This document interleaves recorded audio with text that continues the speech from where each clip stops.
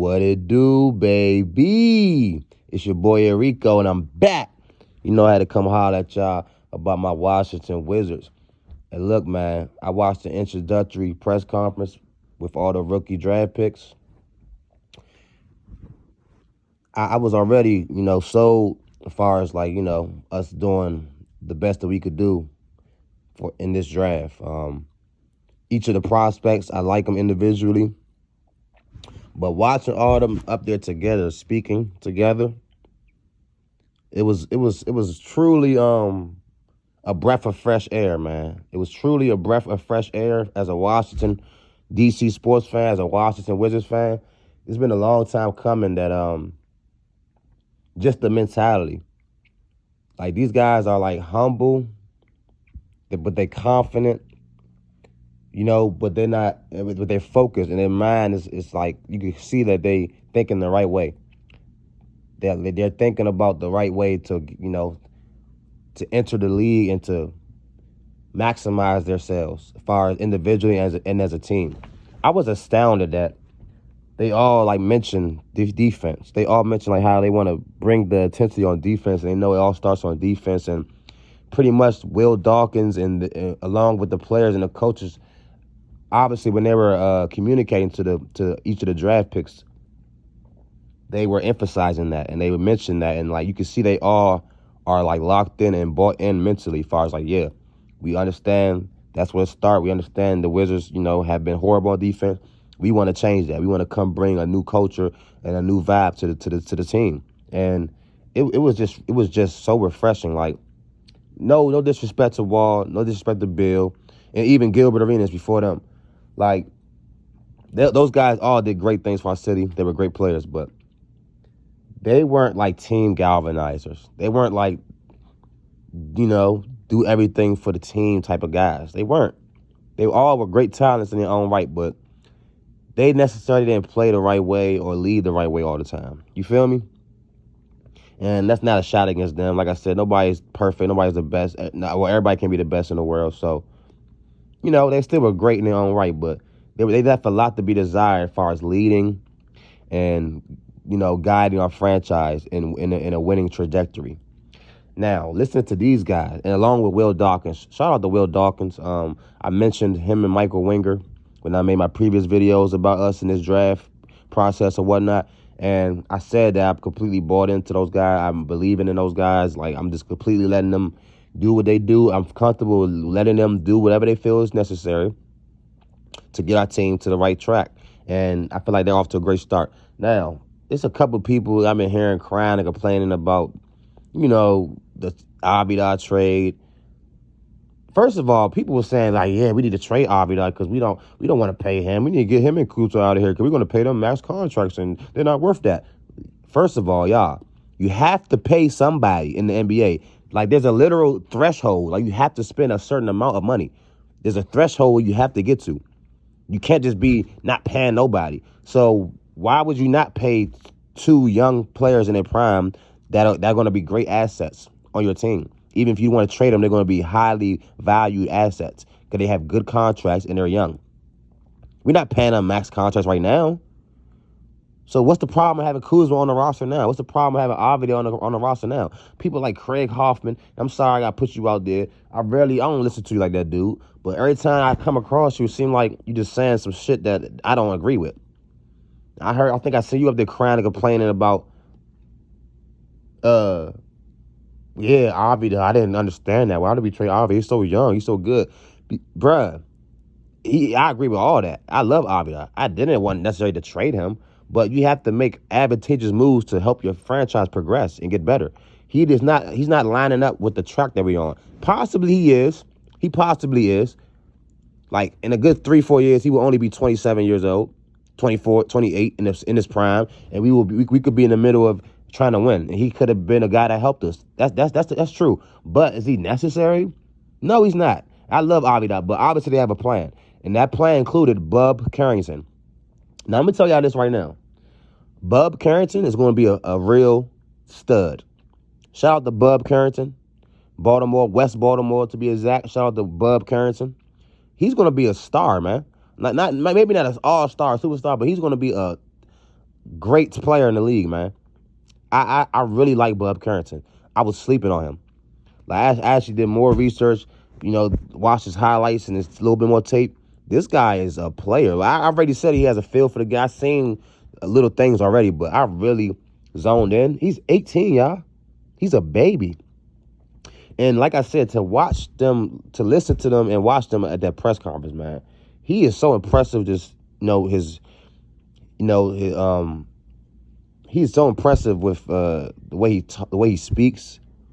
The tone,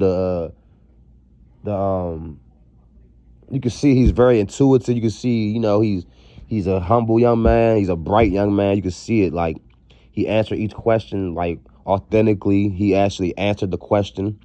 All three of those guys, Alex Sarr, Kayshawn George, I feel like it's really being slept on. Kayshawn George, I don't know why.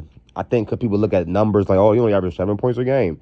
Did you notice he shot 43% from the field?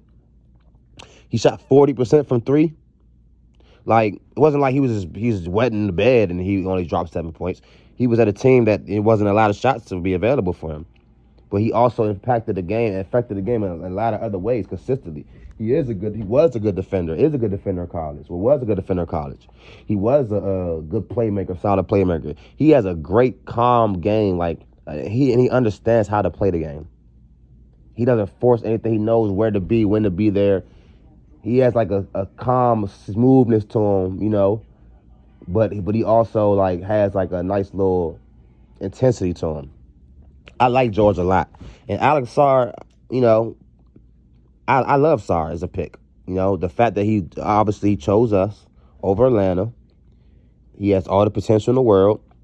He's reminding people of Jaren Jackson, a Jaren Jackson type, type of guy. And if he ends up to be that type of guy, that would be great. That would be great, man. But overall, just watching and listening to the 3 rookie draft picks, Alex Sarr, Bub Carrington, and Kayshawn George, excuse me if I got it wrong. I think it's spelled Kayshawn, but I keep saying people say Keyshawn, so I'm not exactly sure how to say his name. Excuse me, man. I'm going to find out Mr. George real soon. So I'm not going to get your name wrong again. So I apologize if I did mess it up, but I'm thoroughly impressed, man. Thoroughly impressed by listening to those 3 young men.